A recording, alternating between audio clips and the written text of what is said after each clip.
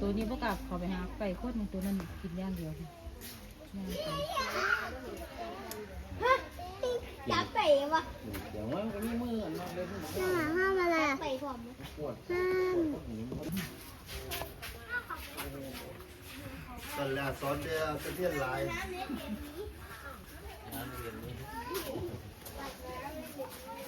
ไปเลยไปตา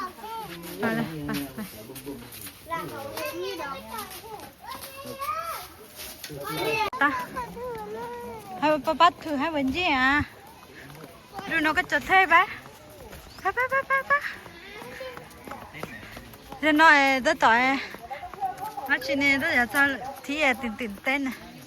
เอาไปใกล้ๆเลยเหมือนน่ะดูนกใหญ่นก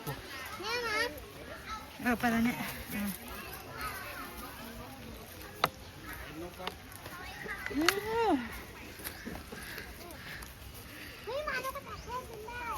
ใช่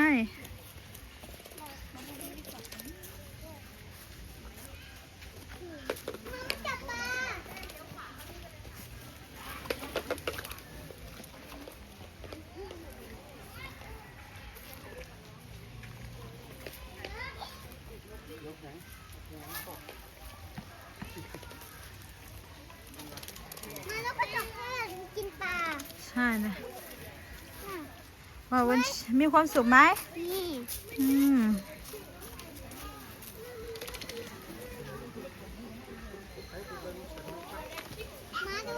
อ๋อบินด้วย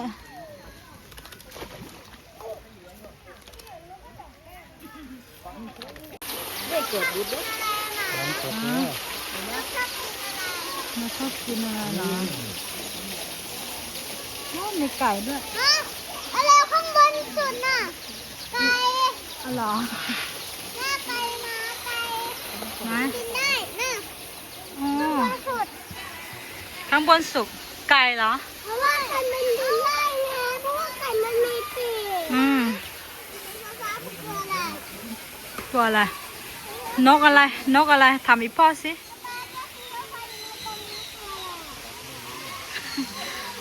เดี๋ยวไปดูชื่อล่ะไปเดินต่อไป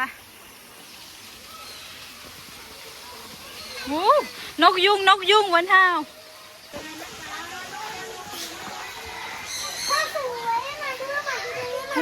สวยมาก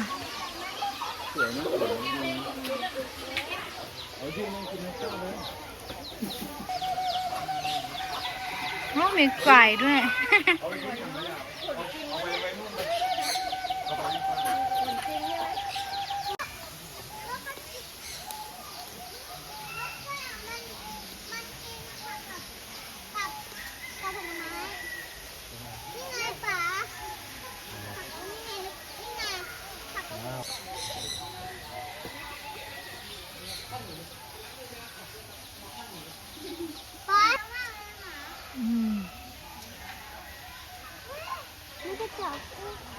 เฮ้ยมันมี2 ตัวก็นกยุงนี่มี2 ตัวหมาครับสวยจังเลยมาเราไปดูข้างบนนั้นนะสวยนกแก้วสีเขียว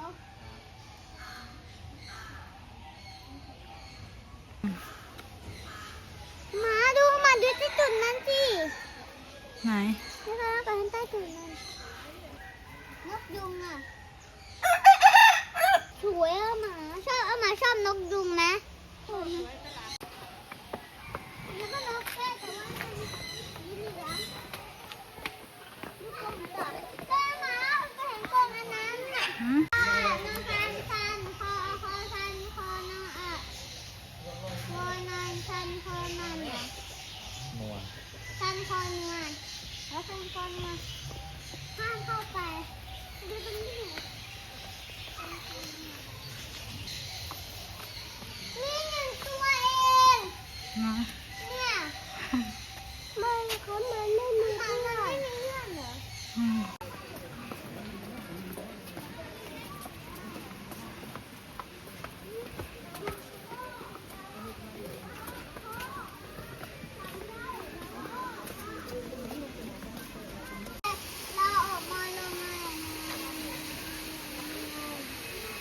ลิงลม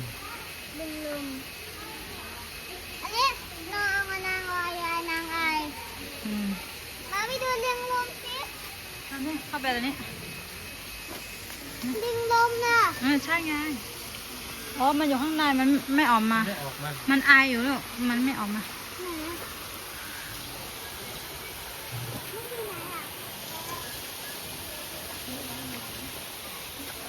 มันอยู่ในกรงอ่ะ มันอายมันไม่ออกมา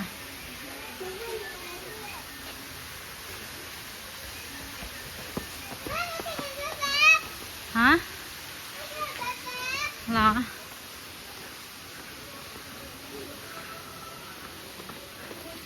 โอ้โหนั่นไหนตั้งหันแล้วถึงเบิ่งนกฮูก พี่เปลี่ยนมันไปทางนั้น นี่ไงนี่ไง เห็นไหมเห็นไหม ให้ฉันตัว อืม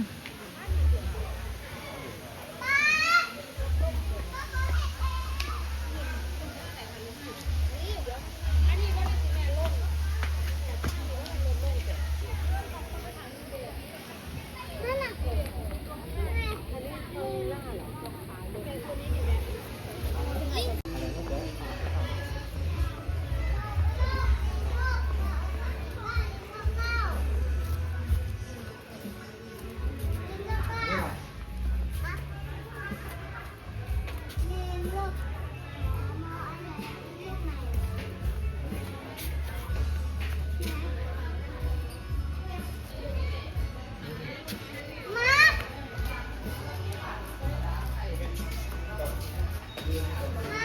อืม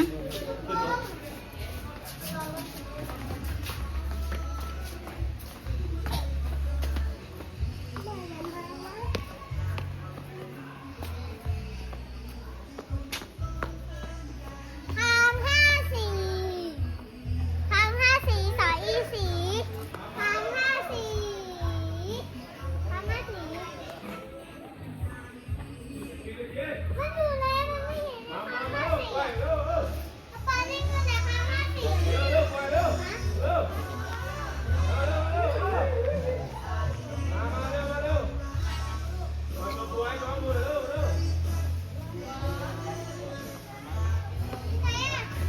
แง่เนาะแล้วตามคือก้อนหินได้เลย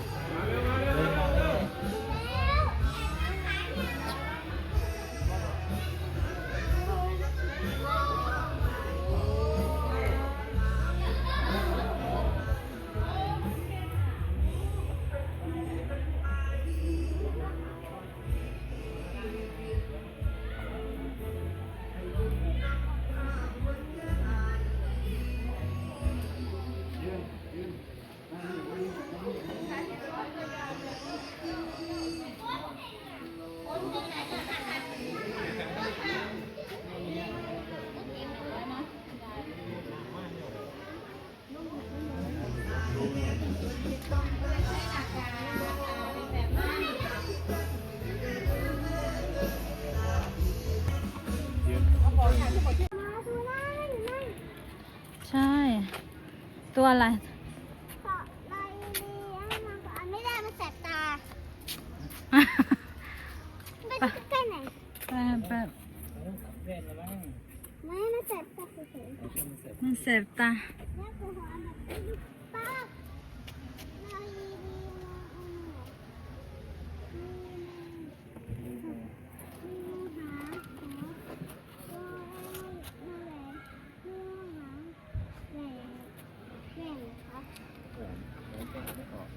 มาไปดูตัวว่าเหลืออะไรข้างในเยอะอันนี้เยอะพี่โปยังไม่ได้ดูนี่ไงพี่โปโปเตมัสยีราฟนะยีราฟกับม้าลายกับอะไรนะหมูเด้งค่ะหมูเด้งยังไงหมีหมี รถเพลินเข้าบริเซามากเข้าของบริเซามากเพราะเซามาก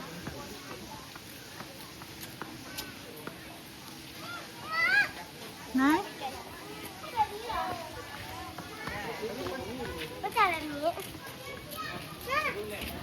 นั่น ใหญ่มากเลยไปฝั่งนี้สิวะไปฝั่งนี้จะได้เห็นใกล้ น้ำบุญไปแล้วคุณป้านี่เขาว่าอะไรสนุก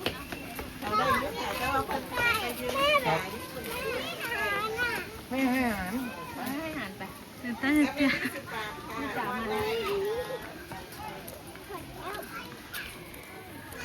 ุ้ยตัวมันเลย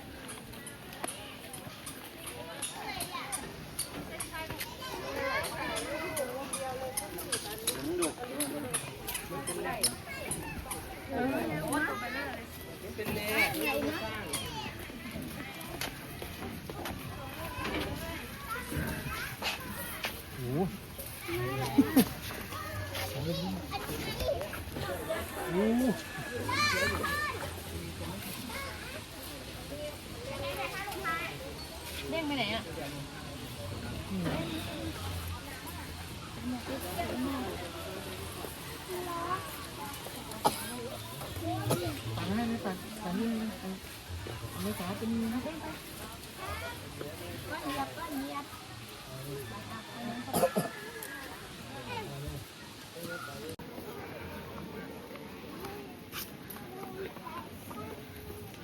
ให้ได้นะครับพี่เดินเลยครับให้หาโตด้านนี้นะครับ ว่าอะไร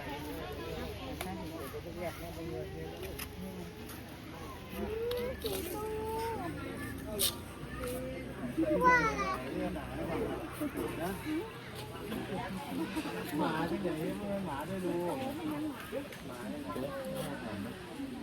เย็บน้องชิดมาเลย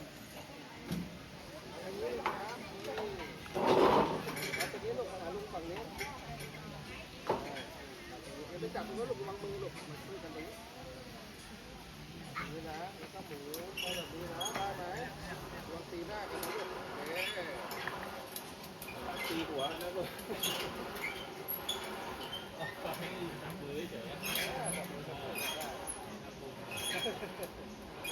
พ่อลูกหัวใจ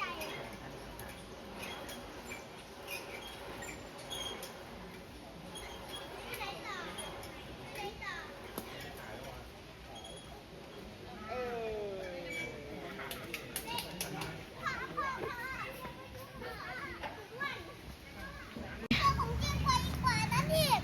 เสือของจริงอะเหรอโอ้ดูสิเสือโอ้เสือดูนายทำอะไรอ่ะ โอ้ดูสิ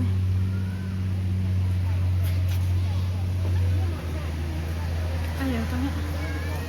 ล่มๆหน่อย นายไปดูข้างซ้ายบนสิ ก็มีรอยนะ นั่นไงใต้ตรงนั้น ไหน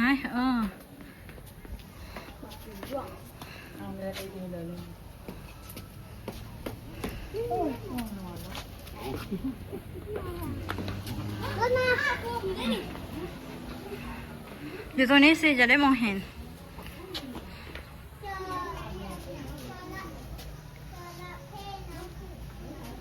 ไม่ไปดูชั้นบนบ้าง คนขี่ได้เลย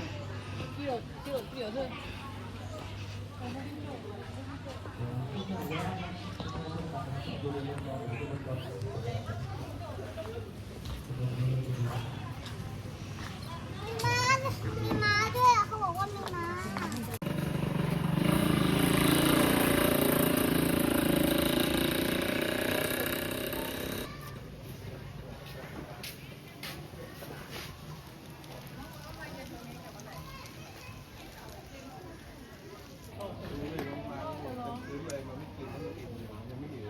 ตายจะเป็นกวางชิก้านะชิกาเดีย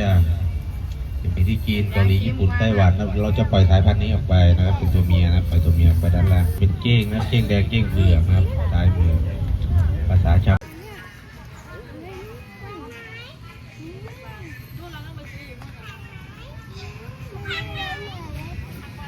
เอาไว้กระเป๋ากางเกงอ่ะ ดูอะไรเถอะ ไปดูพวงไง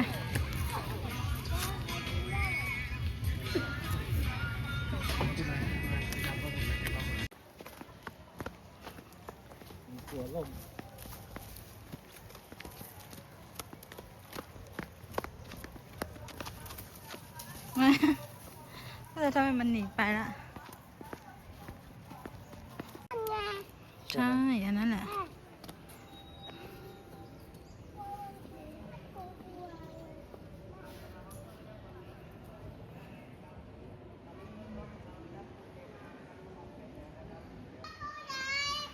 ไหนกล้องก็ถ่ายกูถ่ายด้วยฮะเที่ยวสนุกไหม